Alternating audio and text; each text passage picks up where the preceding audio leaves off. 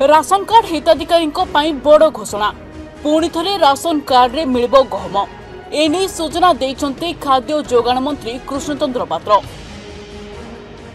Ration card हिताधिकारी मिलुथिबा चाउलर 20% गहम देबाकू केन्द्र खाउटी कल्याण मंत्री निकट में दाबी करछन्ती राज्य खाद्य जोगाण मंत्री कृष्णचंद्र पात्र। ओडिशा रे लोकंकर गहम चाहिदा को दृष्टि रखी एभली पदक्षेप निया जायछि।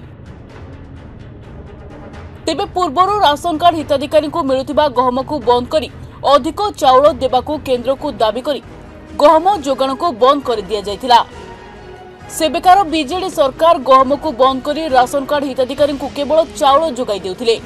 वर्तमान खाद्य जोगाण मंत्री केन्द्र मंत्री को सह आलोचना करबा परे राशन कार्ड हिताधिकारी को पुणी थरे पूर्व भली चाउल सह गहम मिलबा को जाउछि।